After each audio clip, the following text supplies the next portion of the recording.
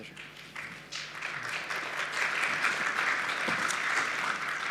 So I think we made it to the afternoon at last. Thank you for giving me the opportunity to speak to you all.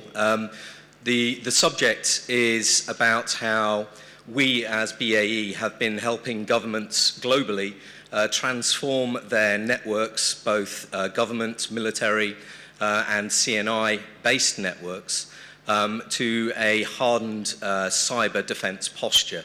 And the tools and the techniques that we rely on in that context, and I'm going to present that model to you here today. So, obviously, BAE deliver military platforms to the governments and military across the globe, but we see as well as the air, land, and sea platforms that we deliver, we also see cyber as the fourth leg, if you like, the essential leg, and certainly going forwards into the future, we're going to see more and more dependence upon how cyber interweaves with the digital assets of the battleground of the future. And so we need to start dominating that space and understanding and protecting that space a lot better than we do today. The part of BAE that deals with cyber is Applied Intelligence. I work for Applied Intelligence. And currently we have 5,000 employees within that organization, but I think it speaks to how important we believe this sector to be, in that we're going to grow by 100% that business footprint in terms of our people over the next 4 to 5 years. And so we take the threat very seriously. And you can see at the bottom the areas of defense that we consider applied intelligence and the domains that we apply our technologies to. So very much financial crime, cyber defense, which is what I'm talking about today, threat and communications intelligence, and we're seeing a convergence between communications intelligence for law enforcement and the cyber mission for both government and military organizations. And then obviously cloud and digital, and how we leverage cloud and digital technologies to better deliver and manage the cyber defense. So the Advanced Security Operating Center, well, before I get to the Advanced Security Operating Center, this should be fairly familiar to anyone who's from a networking background, who has some sort of monitoring capability. So this is a typical security operating center.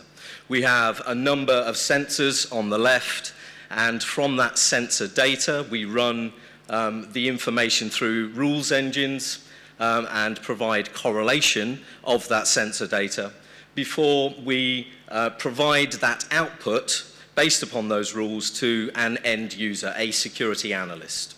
Okay, and it's up to that security analyst as the human in that chain to make a decision about the actionable intelligence. Now, the problem with this model is it's very reactive.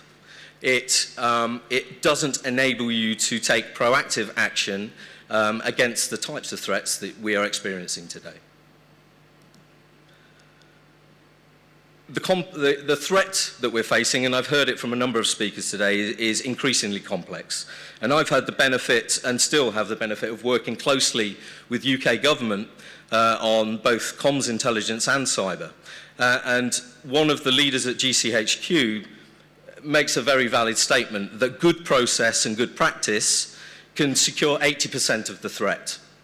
But it's the 20% at the top, and this figure is growing as the volume and complexity of network data grows. But the 20% at the top is the threat that has not necessarily the most volume, but has the biggest impact in terms of the impact within each of the organizations where we monitor. And so we need better tools to be able to address that 20%, address that big impact. I heard another speaker again earlier talk about the 4 pillars of cyber defense. We look at 5 pillars within our organization, but we mesh them tightly together. And so we believe it's a tight mesh of the process, the people, the technology, but also the data that we have to deal with from the network. And then where there is a gap in the organizations that we serve, we have a services organization to help them with things like surge conditions or nuanced threats or zero-day type attacks. Okay. We have a dedicated technology platform, and some of the technology vendors in our ecosystem you'll see here, and the bottom half of this diagram represents the 80%, so securing the 80% of the cyber threat. But then as we move up the technology stack, you'll see different technologies, both our own and other vendors, that we use to apply a more intelligence-led capability. So it's not just at this point about being reactive, it's about starting to take the fight and be proactive, predicting patterns of behavior and predicting where we need to apply our defense on the networks we're monitoring. And so you can see 8% there and the 20% in the top. So from that security operating center model I showed earlier, what are the differences in our advanced security operating center? And really we boil this down into 3 areas. So we have a very sophisticated behavioral analytics system which enables us to detect new attack methods. We maintain and provide a subscription to unique threat intelligence. We are one of the main suppliers of threat intelligence to both the US DoD and the UK defense organizations. And then alongside those 2 technology aspects, we also think you need to have a very well-motivated, sophisticated incident response capability. So this is people that understand how to reverse engineer the threat and create a policy that you can put on your network to defend against that threat again. And that policy should then be shared at a national level. So that attack, whilst it may have been successful on one network, can be protected from very quickly, shortening the window of opportunity for the attacker on parallel and peering networks. I talked about people. We understand there is a global shortage of people with these skills. We have a defined curriculum and skills profile where we can take someone who is network capable and transform them into a security analyst or a SOC manager or any one of a number of roles required to effectively manage a national capability. And we work with industry and academia delivering this program globally already for a number of nation states. And so we not only have this capability which we use ourselves to train our own people, but we have taken that to market and proven it again and again across that global stage. I talked about process as well and how tying the people and the process together is very important. And so we have a target operating model and a concept of operations. And this is really the front page that I'm showing you here today of a web document that would enable you to drill through each of those aspects of running an advanced SOC down to the granular detail of you should push this button if you detect this thing, or you should pass this piece of code over to this team. So we have a very mature, very well exercised process model that typically we flex to meet the customer's organization when we are delivering an advanced SOC. So this flexes to meet the operational requirements of a customer, but is informed on best practice. So what does ideal look like?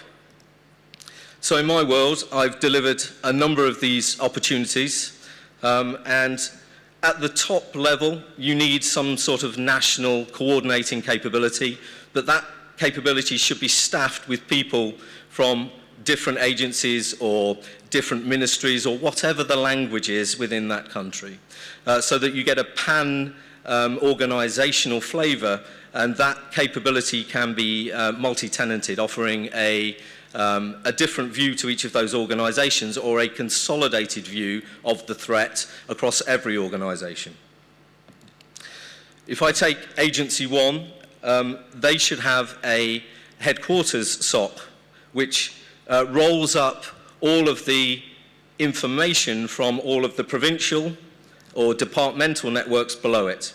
And so you're receiving security log data from those networks. You are providing correlation at a HQ level before forwarding on that security information to the national tier of the SOC. And so it repeats. And this could be government networks, then military networks, and then industry networks. The point here is that as you expand your footprint of intelligence-led capability, you're able to inform a CERT capability at the national level more effectively.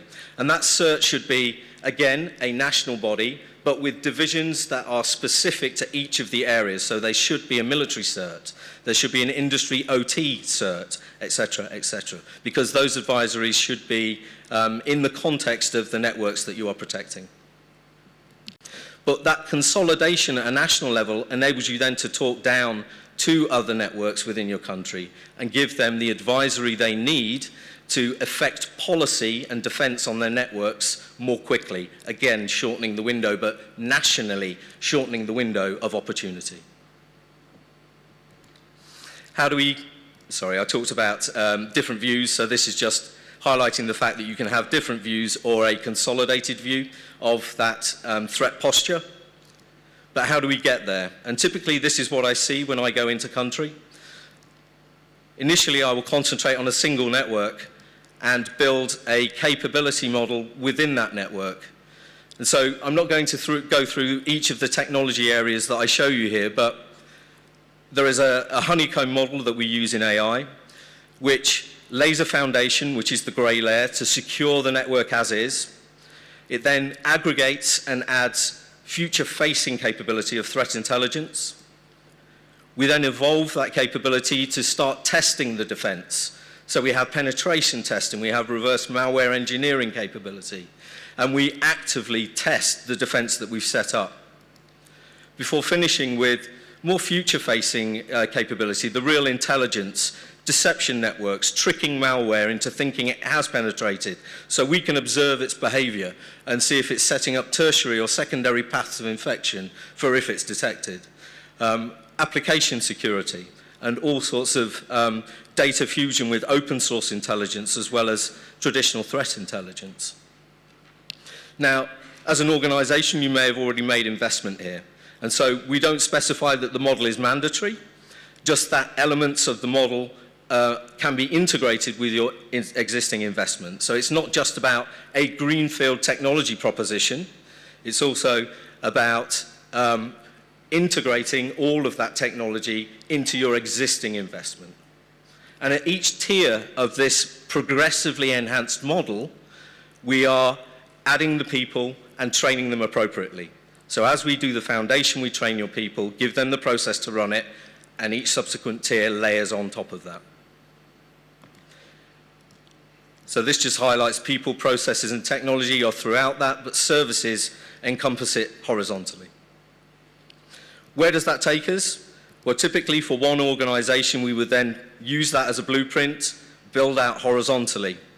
Then we would put in the headquarters capability for the aggregation in that organization's unit before transforming the other departmental networks. And then, as I said earlier, talking back down into the existing networks to proactively defend them from the attacks we see across the estate. So that's my presentation. I think I'm just about on time. Any questions? Then thank you very much.